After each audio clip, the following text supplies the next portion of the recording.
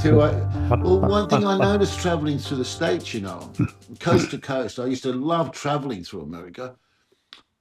Although people seem to hate each other, they all loved Australians. I've never seen such hospitality in my life. Yeah. Mind you, It's the crocodile Dundee effect. yeah. No, he did us a favour. But even before that, I don't know what and it didn't matter whether I was in South Birmingham, Alabama, or in Hartford, in Connecticut. They all liked Australia. Like it was incredible.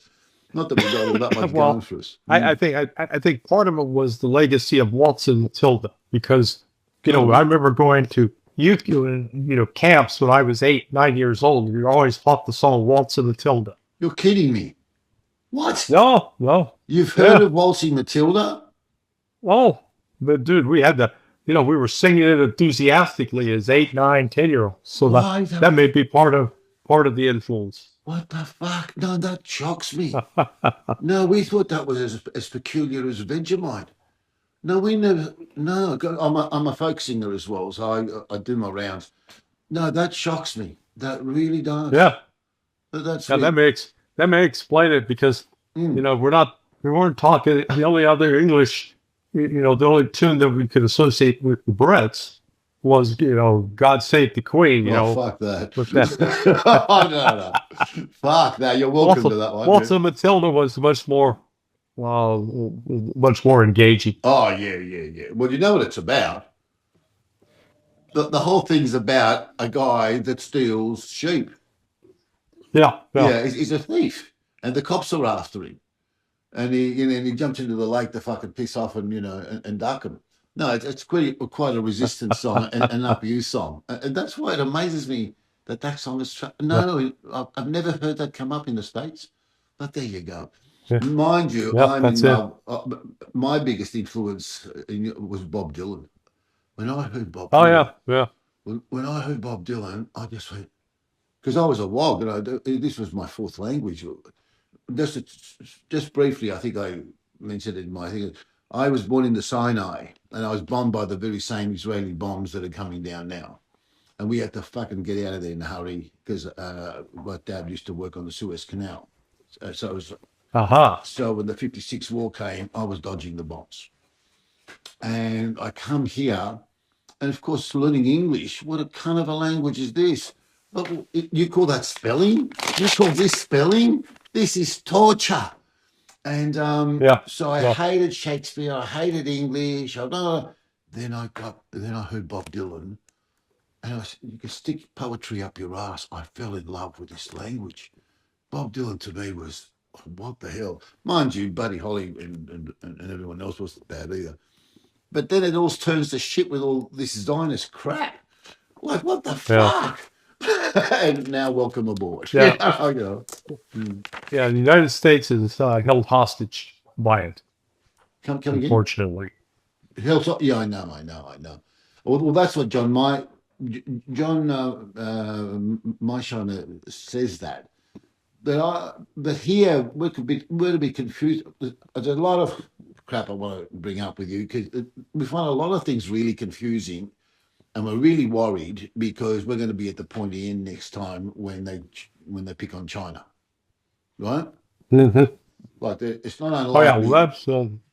that's the ultimate prize. Yes, I'm glad you agree.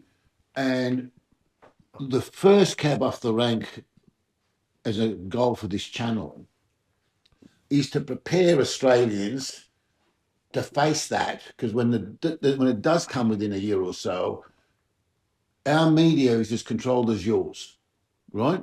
And Yes. Yep. no one fucking has any idea of any of this. We're stuck in exactly the same mainstream narrative that you're facing there, right? And that's Yeah, why, that's the importance of alternative media well, to precisely. get the word out.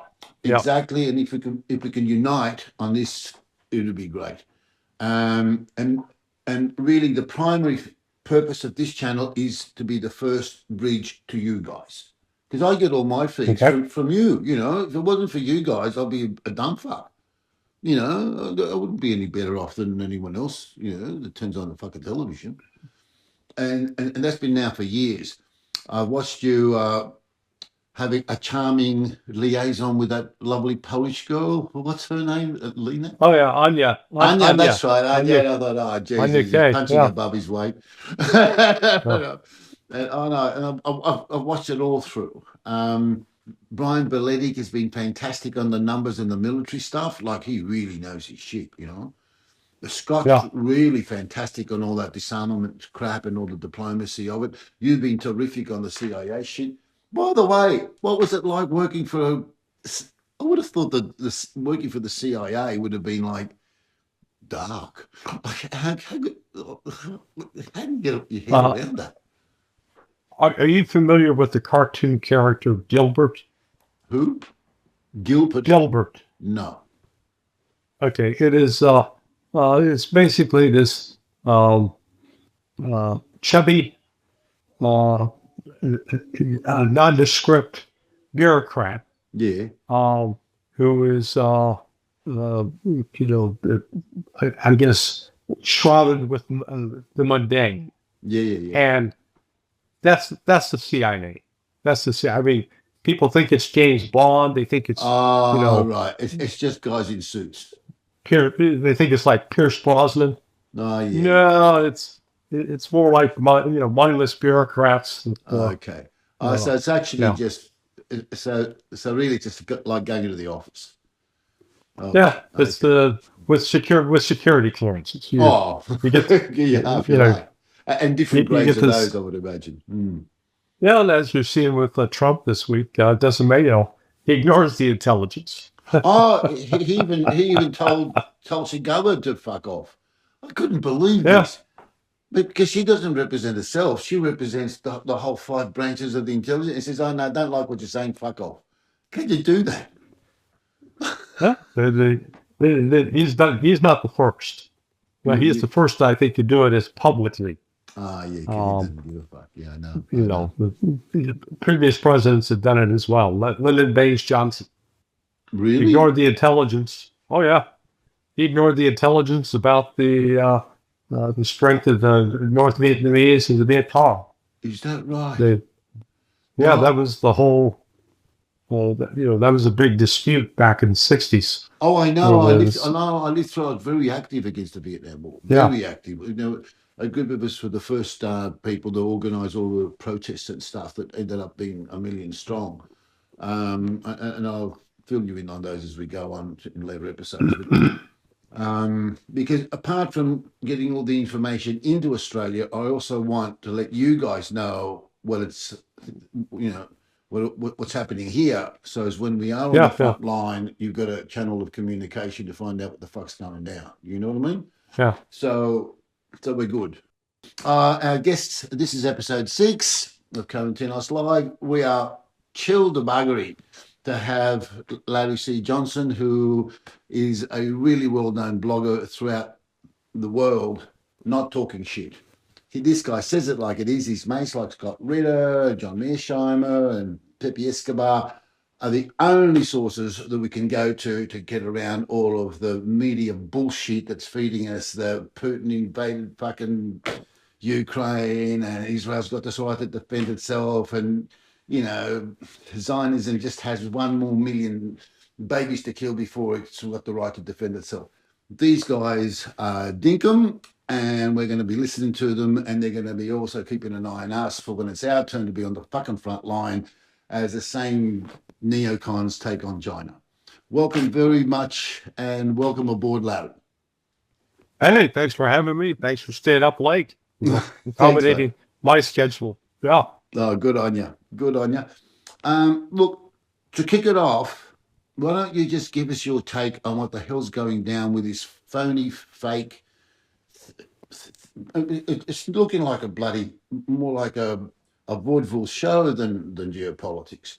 You know, bunker busting bombs that are now turning out to be bombing empty fucking holes. Yeah. Ceasefires that don't exist. What the hell? What are you making of this? Well, this was, now with the benefit of hindsight, well, if anybody wants really the best explanation I've seen about how this whole thing unfolded. Alistair Crook was interviewed yesterday by NEMA. Yes, I know. I And saw that. Yep. yeah, and Alistair really, laid it all out. This had nothing to do with Iran allegedly trying to build a nuclear weapon. They are not. But this whole issue that it was presented that we got to stop Iran from nuclear proliferation. This was just a repeat of a lie that had been pushed about Saddam Hussein having weapons of mass destruction back in 2002, 2003. This was about regime change. Good. And Israel and the United States fully expected on June 13th that with the combination of the assassinations of senior members of the IRGC, they used the tactic that they had used against Hassan Nasrallah.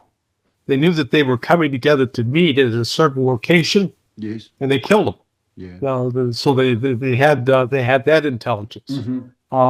They had the names, addresses, and phone numbers of all the top nuclear physicists in Iran. Well, where did they get that? They got that from the IAEA, the International Atomic Energy Agency.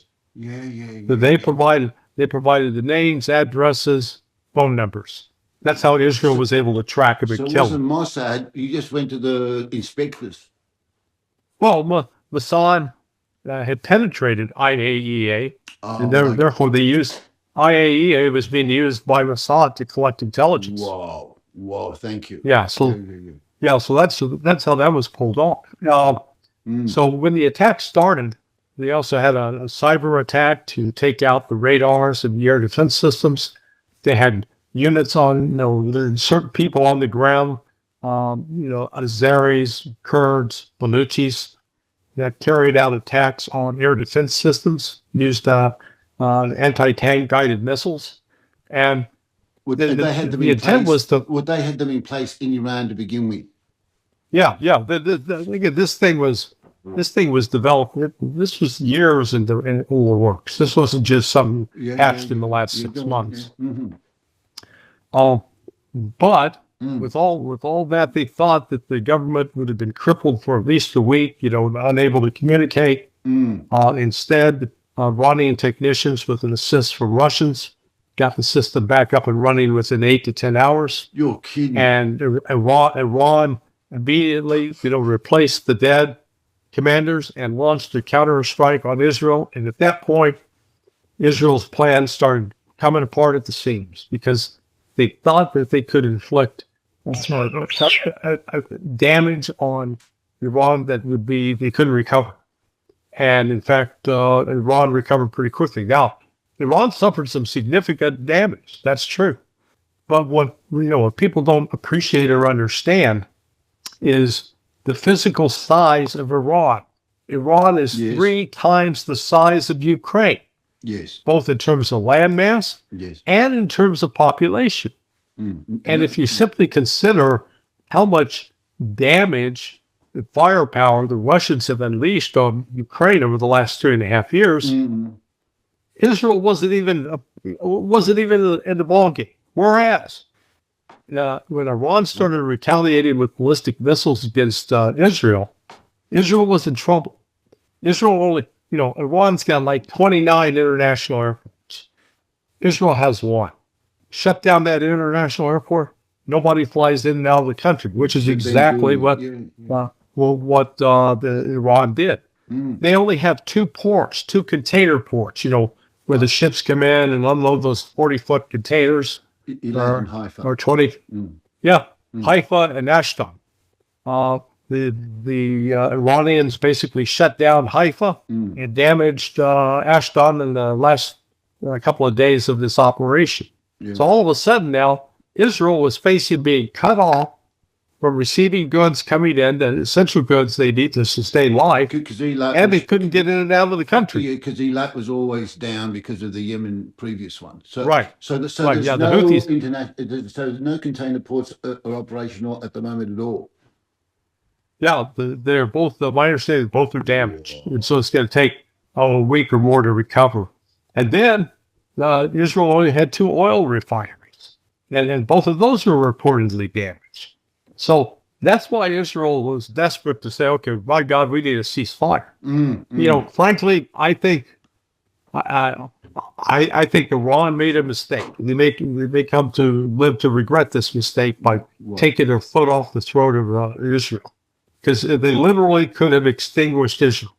Israel was facing an existential threat, and and maybe Iran's calculation was they feared that Israel would retaliate to a nuclear weapon at that point.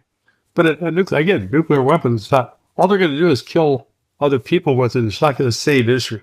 But this was the fact that the myth of Israeli invincibility was fully busted over the course of these 12 days.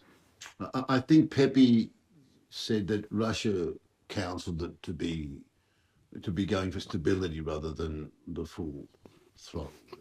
But anyway. Yeah. And Pepe's got impeccable sources. Yeah, I know. No, he he punches. Yeah, I know. So, okay, with all these fake ceasefire things, is there any? Huh, firstly, is there any legitimate basis for assuming that any of this ceasefire negotiation is for real anyway? Is it more theatre as we go along? And secondly, even if there was, is there any provision for what's happening for Gaza as we go, or is that being? No. Yeah. Now, let's start with your last question. This does not end the plight of the Palestinians in Gaza, or the West Bank for that matter. However, it does, the damage that Iran did to Israel has hampered Israel's ability to carry out the campaign against the Palestinians, the genocidal campaign. And so we're seeing, I noticed today that some aid trucks actually finally got through to warehouses in Gaza. But that war is nowhere near at an end either, unfortunately. As far as the ceasefire goes, this is Alistair Cook has made the important point that this is not actually a formal ceasefire negotiated with terms and laid out, but it was something, I guess, achieved through back channel negotiations, talks. I think Russia was involved with the United States. Trump's never going to admit that. But Iran's position was simple. As soon as Israel stops the attacks, we'll stop. Yes. And with no fine print about Gaza at all. Right. And has that come to any sort of practical manifestation at all? No, well, Israeli soldiers, Palestinians, they're still killing Palestinians every day. Yes. But Israeli soldiers also are dying. Yes. Right? And Israel has been unable to defeat Hamas. Of course. Now, I'm not sure their goal is actually a military defeat of Hamas as much as it is murdering Palestinians. Yeah. But unfortunately, Hamas is willing to negotiate with Israel, but Israel is not willing to negotiate with Hamas. So, that war it's just going to drag on. Human suffering is going to continue. Oh, shit. All right. I don't know. Trump's position in all this. What the hell do you make of all this? Look, I really can't. I'm a bit like Alex Trainer. Like I'm having a seizure. I can't work this guy out at all. Yeah. I really cannot work out any consistency. I can't even see a plan here. I can't see anything. Do you have anything? But don't forget, we're dealing with this like all the time. You know about AUKUS and all that submarine stuff and the bases here and stuff. And the shit's really about to hit the fan here. By the end of the year, Australia's going to be what we're going to be talking about. You know, things are moving fast here. We can't work out how much of this, because we assume, or those of us that are not in the mainstream media narrative, which is, by the way, we don't underestimate it. There's about a third of this population that isn't buying any of that shit, right? So just don't write the whole thing off.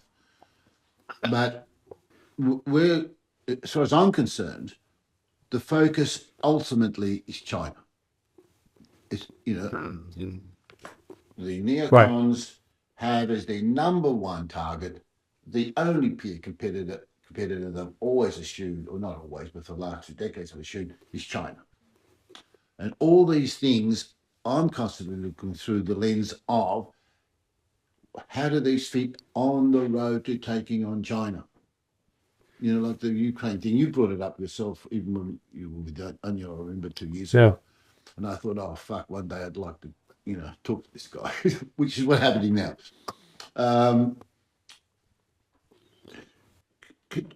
Can you see a pattern where even the Ukraine war was really geared up and all of the Merkel facades of buying time, you know, to arm the fascists in Ukraine in order to dismantle Russia's capacity to join up and support China for when the real game begins?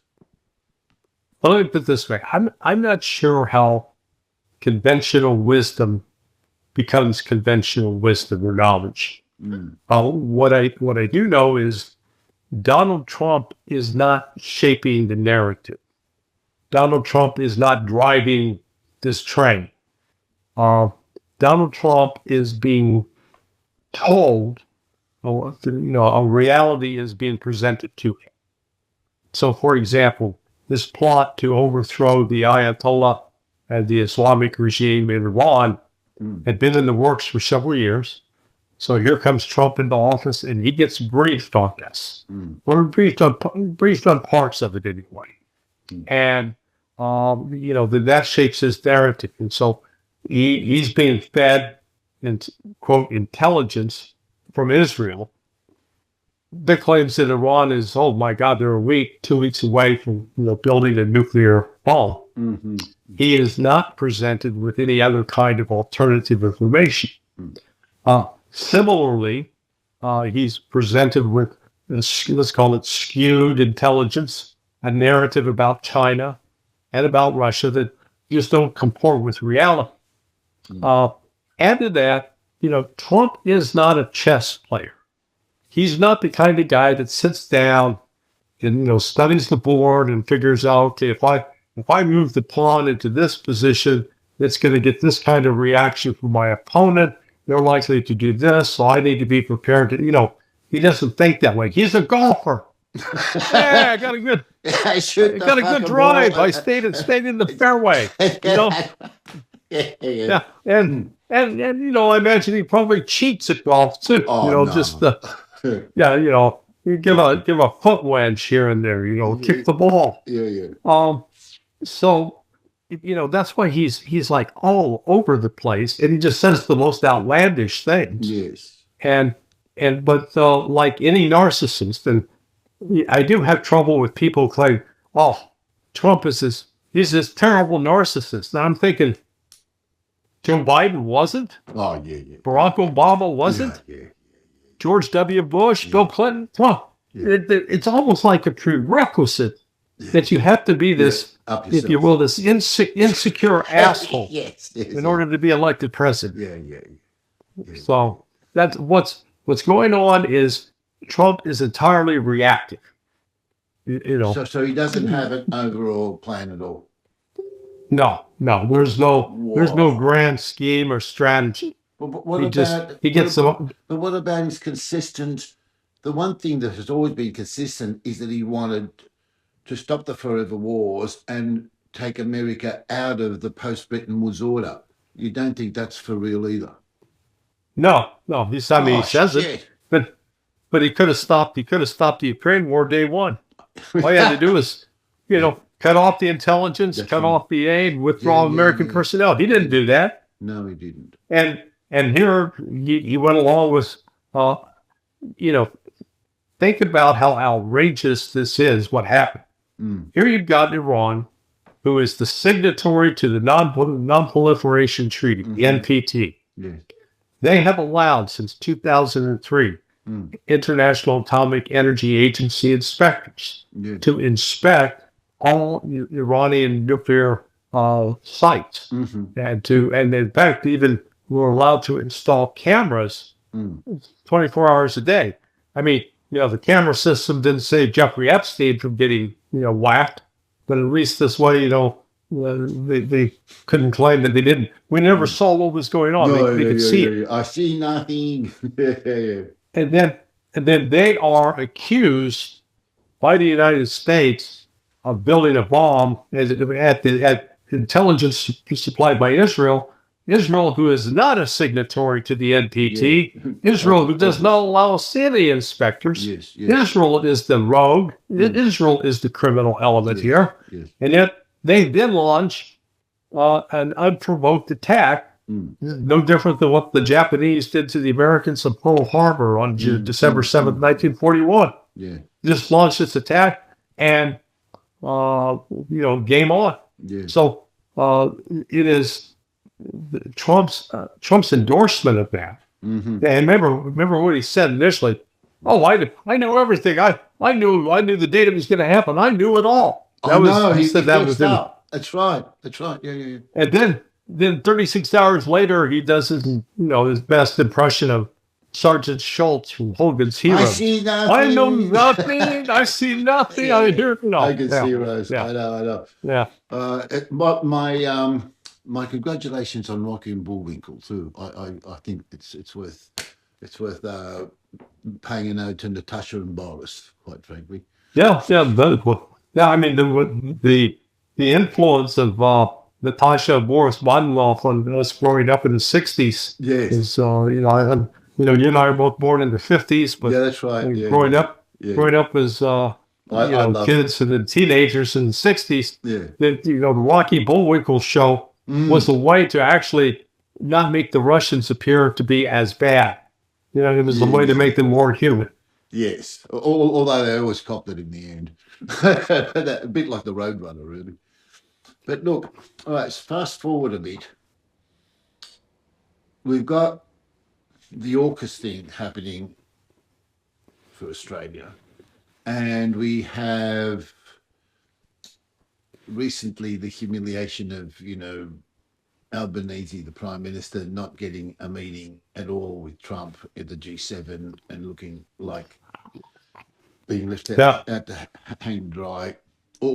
Trump had never heard of AUKUS. He was asked about the biggest submarine deal worth a third of $1 trillion. What the fuck's that? And we're going, what the fuck's this? While at the same time, we're getting hit with all these tariffs. And we're the only country, by the way, that has a deficit to America in trade. Like if there's one country fought in all of America's wars, blah, blah, blah, and it still comes at Australia, which has had a really good effect. Because for the first time ever, I've seen mainstream politicians and even some outlets starting to go, oh, fuck. Even the Foreign Minister recently, Penny Wong, said, I think we've got to diversify our security arrangements. What the fuck?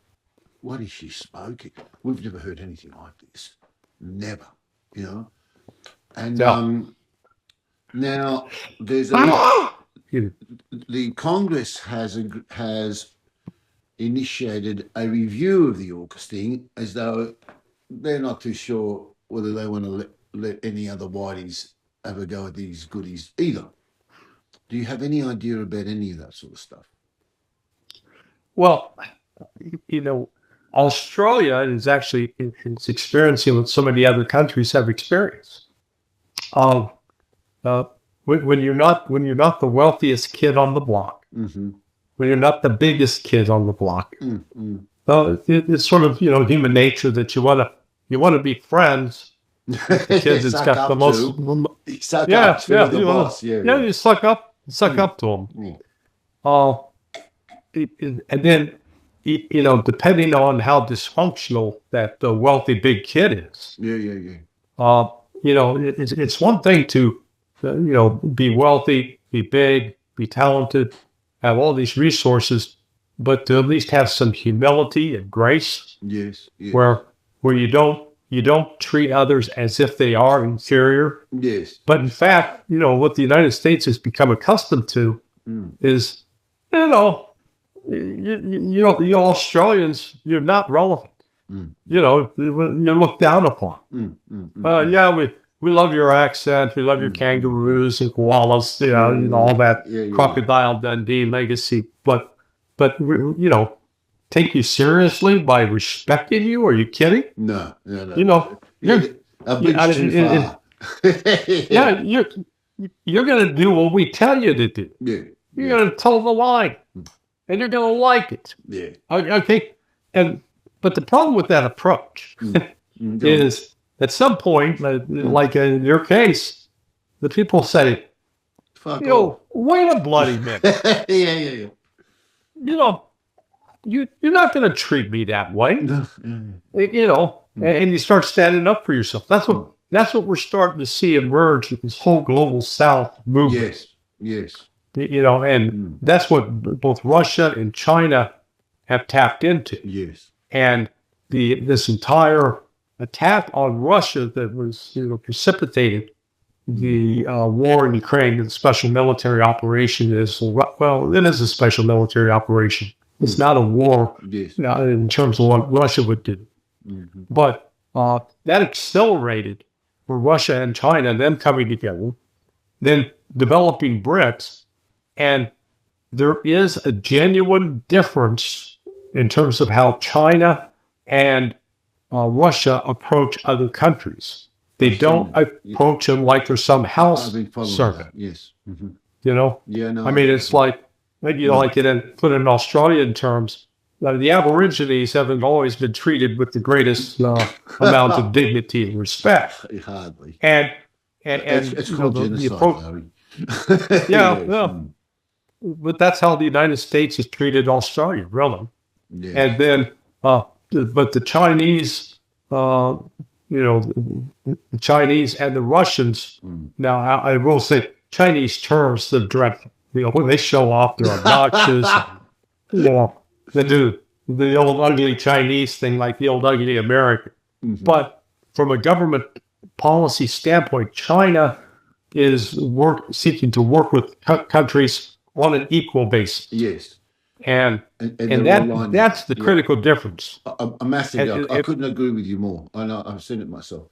The big thing for us, though, is that over the last nearly a decade, it's been pressuring Australia to apply all of the criticisms of China on its behalf, like to join whatever mud it wants to chuck at China. We've got to go along with this at immense cost to us, because Australia depends extraordinarily on the income it gets from exporting very high value in terms of trade goods, mainly resources, to China. And it's the only market that is growing that much, and it's mainly iron ore, in actual fact. And without that money, we become a basket case. In short, it's a bit more complicated than that, but just take for granted.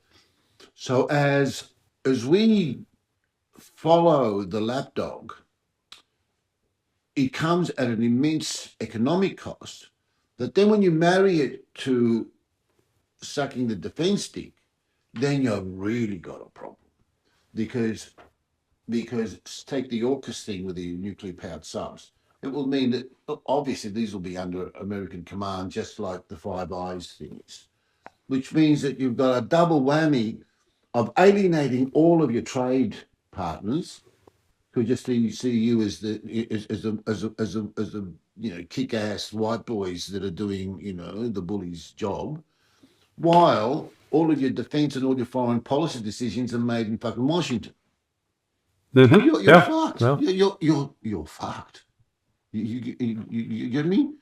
So but at the same time, and couldn't react to this, because at the same time, the only hope really, as the non-mainstream media narratives go, which is what we're all about, is you're seeing Africa finally kick out the French. In the end, as I think Scott said, and no, I think it was Douglas McGregor, Japan, Taiwan, South Korea are likely just going the end. Look, we can't afford this. Fuck off.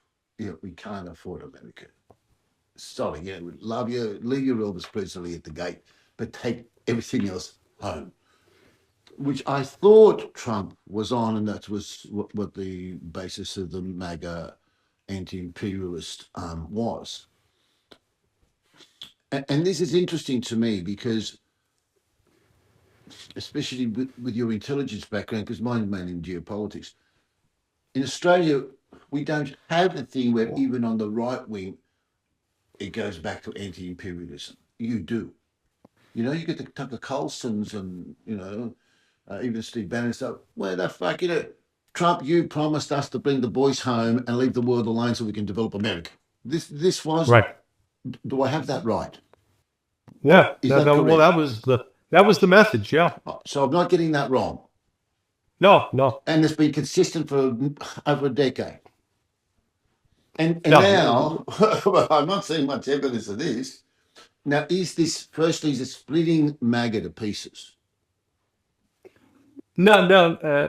What's going on right now is I would say probably Trump has alienated 10 to 15% of his MAGA base with the shenanigans in Iran. Over this issue or many other ones? Yeah.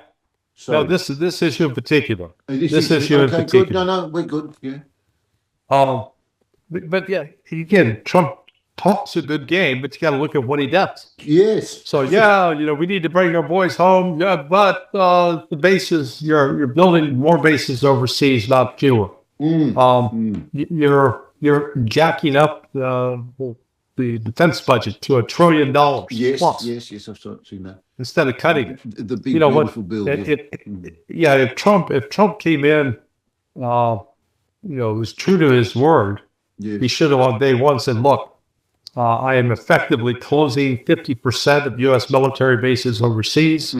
Those personnel are going to be returned back to the United States because we're going to focus our money on rebuilding the United States, the infrastructure.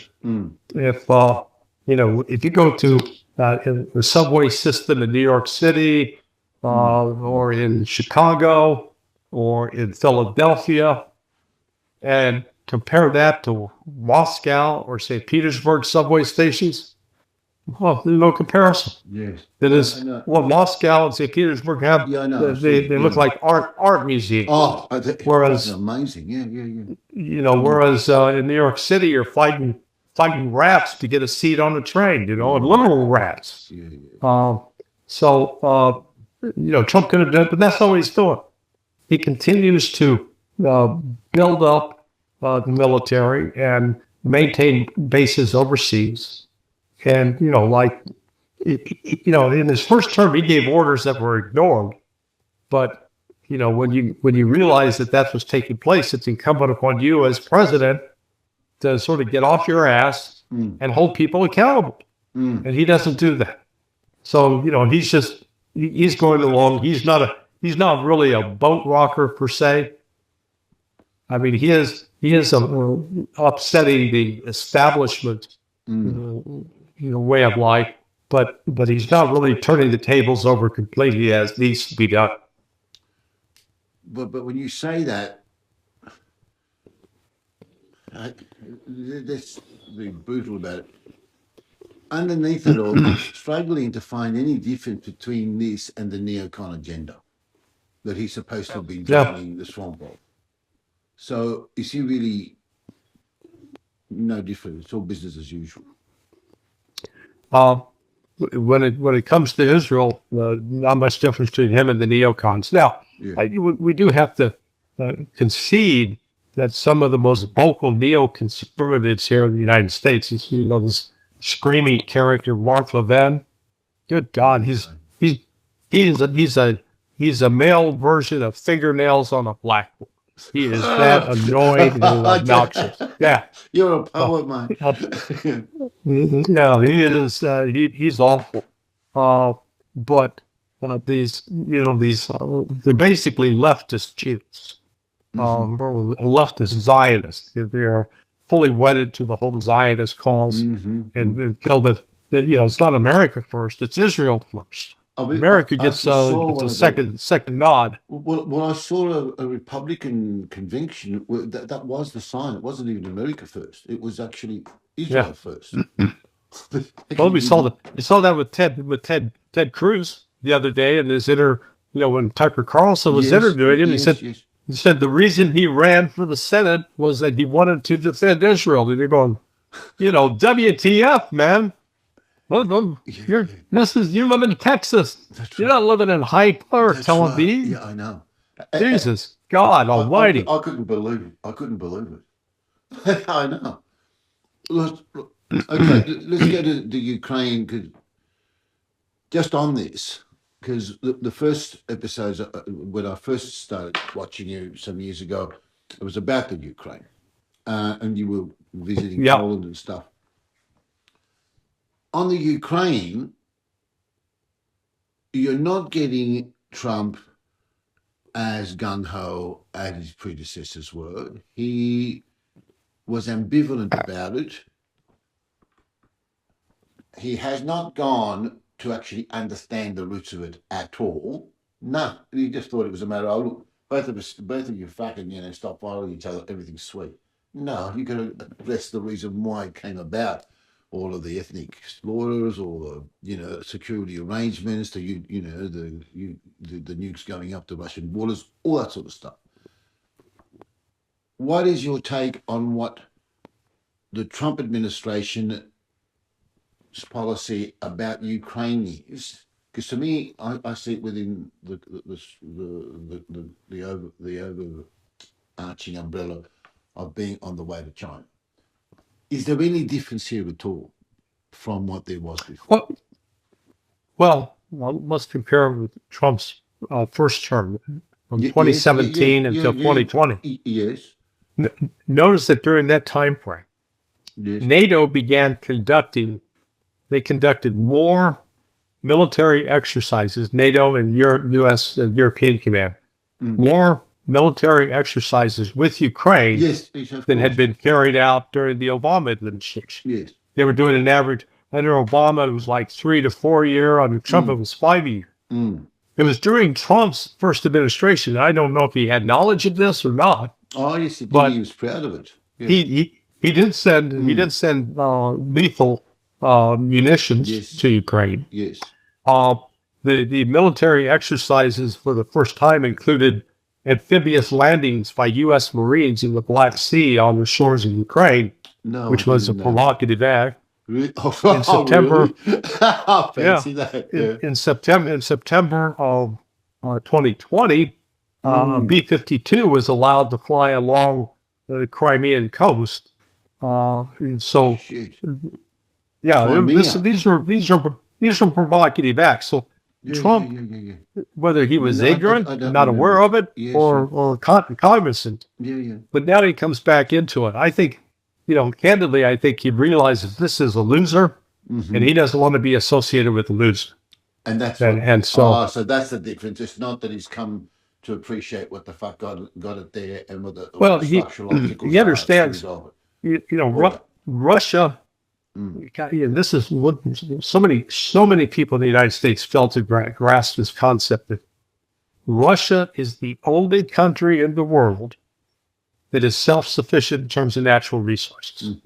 Doesn't need a damn thing from anybody else, any other country, in order to feed its people, provide energy, build modern, technology. It doesn't need a single thing. The United States is close to Russia in that regard, but it still needs, it's heavily dependent upon the rare earth minerals coming out of China. Whereas, Russia produces its own on that front as well. Yeah. And so any attempts to pressure Russia economically were doomed to failure. And so, Russia's in a much, much stronger position. I think Trump early on recognized that we're better off dealing with Russia on a positive economic standpoint and demonizing him, but still, he vacillates. He goes back and forth. Yes. He's calling Putin names every other day. Well, it's come to nothing. Yeah, it's fine. It's fine. That's okay. All right. You would if I was constantly calling you disparaging names, you wouldn't want to be hanging out with me. You No. probably want to club me over the head. Yeah. Punch me in the face or something. Mm. Oh well, Trump has been so insulting to Vladimir Putin, but Putin, to his credit, he just lets it roll off, and he recognizes it's better to try to win the United States with friendship, to if nothing else, to disarm us. Yes. Yes. Oh, Well, I do find it. I'm finding it's hard to follow, quite frankly. Like it's just it's a brain job. It's yeah, just not fitting. I've tried to find some sort of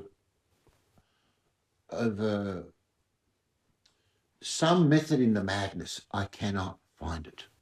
I really yeah. cannot find it. Well, you've got that right. It's madness. There's no method to it. There is no. Well, actually, so if you will, those the various think tanks, wealthy individuals, wealthy corporations that have, basically congealed around this idea that look, we have got to defeat China, Yes. and the way to defeat China is to split China and Russia apart. Yes. You But know, that hasn't for worked. In fact, for it's got 50 to, well for 50, yeah, but it's got them closer together. yes, well for 50 years, starting with Nixon in '72.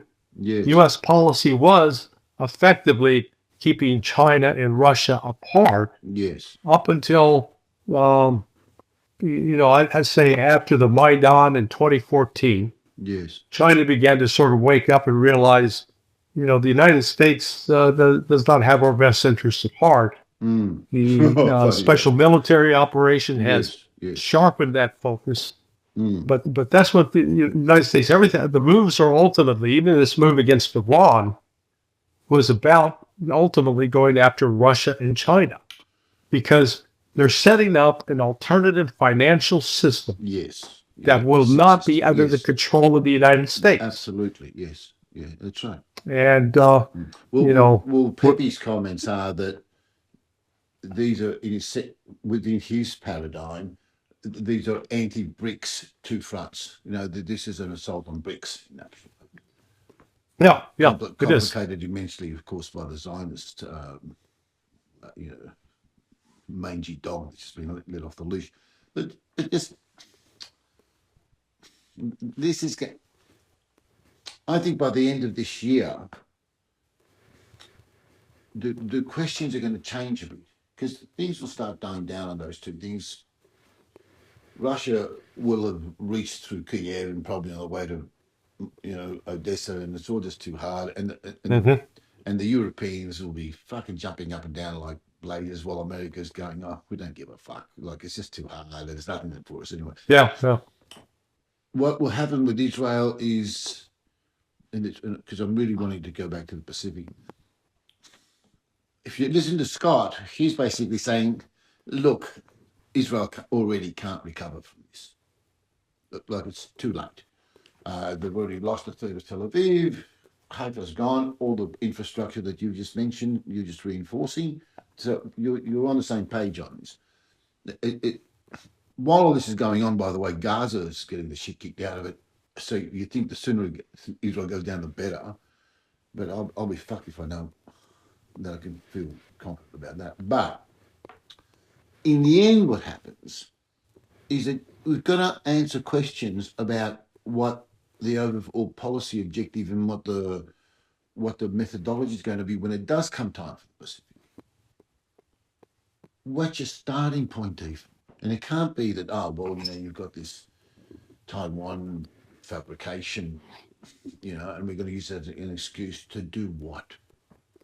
How the hell?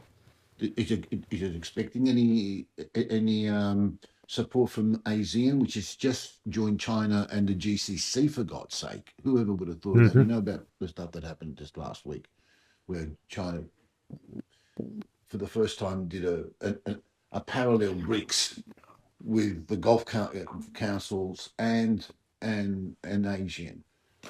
And then you've got these white boy sort of warts down the bottom here going, what the fuck's this? Well, we're trying to suck American cock.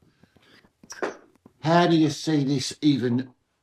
How do you even start an analysis of how this is going to be playing out in the Pacific? Well, yeah, the Western narrative is that China represents a grave military threat. Yes. And that they're going to go out and conquer these other countries. No, look, China may have a lot of soldiers and may have a lot of ships and it may have a lot of planes. But as far as being a military power goes, they suck. They're terrible. Is that right? They're not. The last war that they fought, combat operations. Vietnam. Well, it was Vietnam. Because Vietnam was attacking Cambodia. Yes. And so in 1979, China intervened, and Vietnam kicked their ass. So, if you're not gonna, it's like if you're gonna be a fighter, you want to become a mixed martial artist. You don't go seek your trainer as the guy who's gotten his ass kicked and never fought. Okay, that makes a bit of sense. You want to get trained. You want to get trained by the guy that's got the belts. Won the events. So the West was busy painting China as this imperial power, even though in the entire history of China, China hasn't been sailing around the world enslaving other people like, say, the Brits, or the French, or the Germans, or the Dutch. Something about Europe, man. The Europeans are just. Are you saying that China cannot pull its weight fighting a Pacific war if it comes to that? Well, no, it could fight a good defensive war.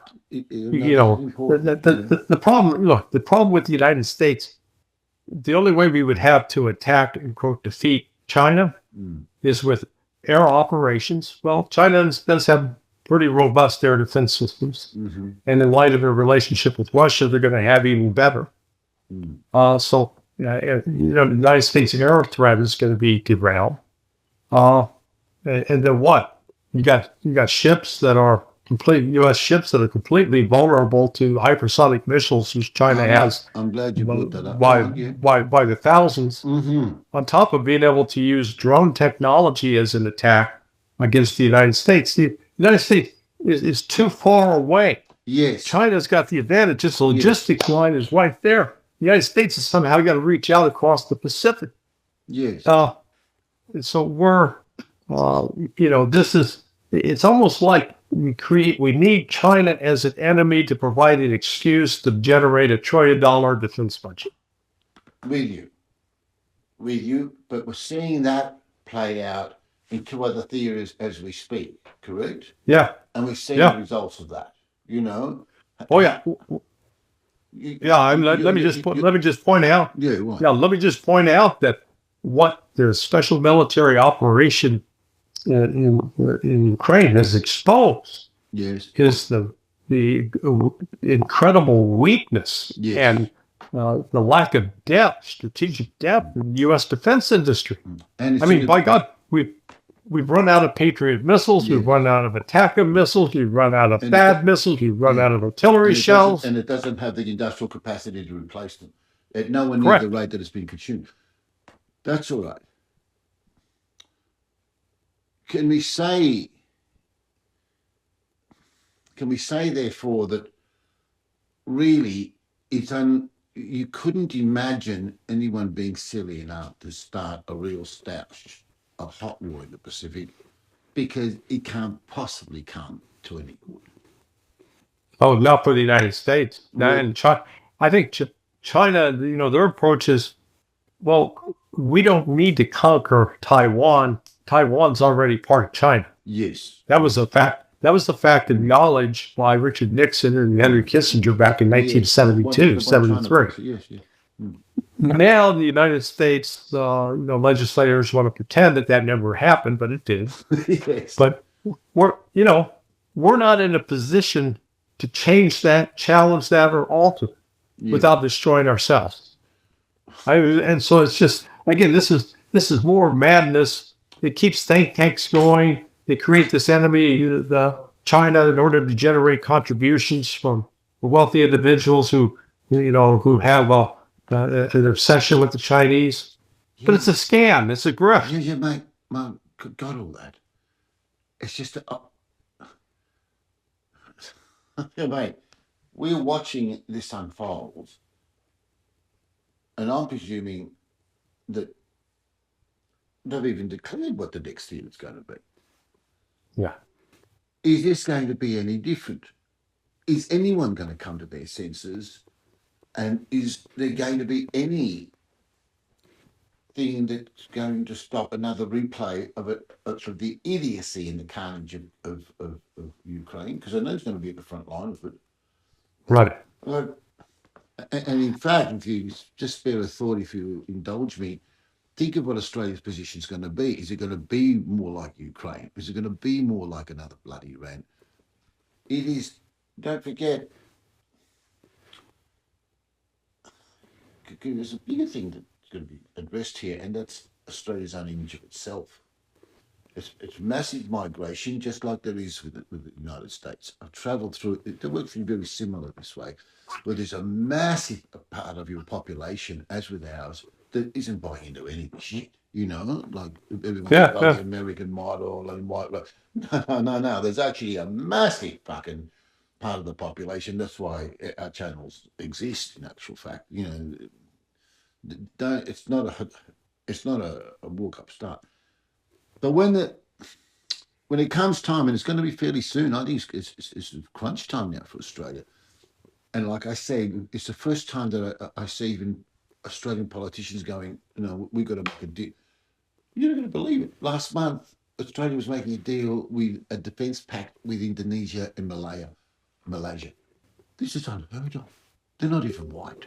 You know what I mean? Yeah. Like, what's come over these neocons? Like, what?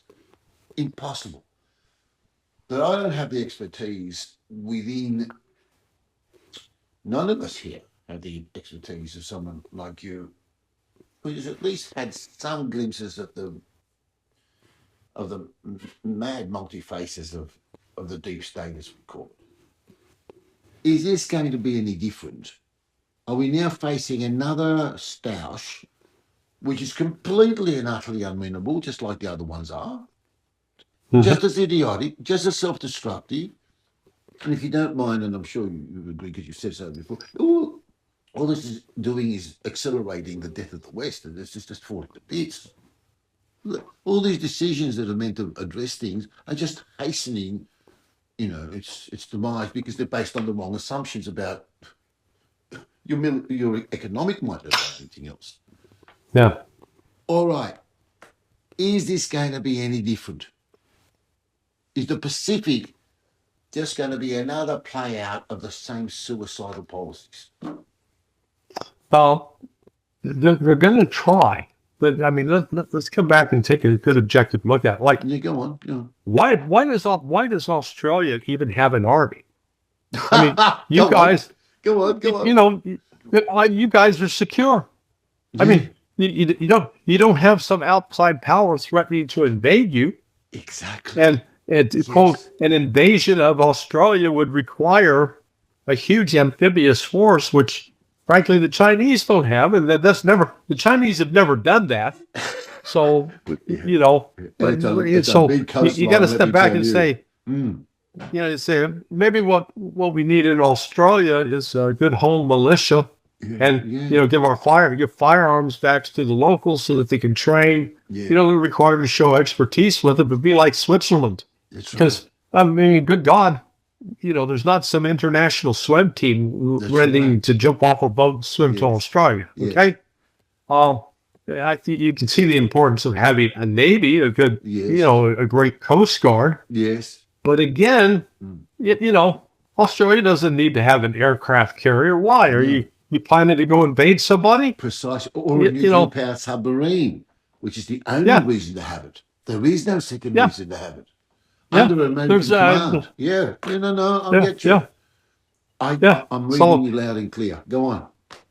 yeah, so this again, part of this is instigated Mm, by this military industrial complex, yes. which has to have an enemy Mm, in order to justify the money being pumped into it. yes. And you know, it is that's why NATO expanded in 1999, even after the United States had promised Russia Not 1 inch to the multiple east. Yeah, times I know. not to Yeah. expand 1 inch to the east. Yeah, I know. They then expanded, and why? Because Raytheon, General Dynamics, Lockheed Martin, Boeing They weren't were going to make any pressing bucks out of that. Yeah, Bill. yeah. Yeah, they're pressing Bill Clinton. You got to do this. You got to expand NATO. Because expand NATO, then those new members have to buy our shit. Now, just on that, if you go to money, and thanks, by the way, for that. It's ironic, but I don't think I haven't heard anyone in this country say it quite so brutally as you did and so simplistically and so, as far as I'm concerned, correct. Like, thank you. Like, because I'm going nuts here. You can Yeah, imagine, yeah. like, I'm just going fucking nuts. Just a bit of reason to think. But just on this money thing, the interest bill on the US debt as of next year will be higher than what the defense budget is. Yeah, I think it should be like $7 trillion. Something is incredible. It's 37 trillion, yeah. But the interest, hold on, no, I think the interest on the 37 trillion. My understanding was one of the interest payments was between $5 and $7 trillion. no, because that would make it 20%. But that would be the case if you included all the state debt, and you don't even want to go to what's called the unfunded liabilities, because that goes Yeah, yeah, yeah, yeah. really like 180 fucking. It gets really bizarre. Let's leave that aside. But just even at that basic level,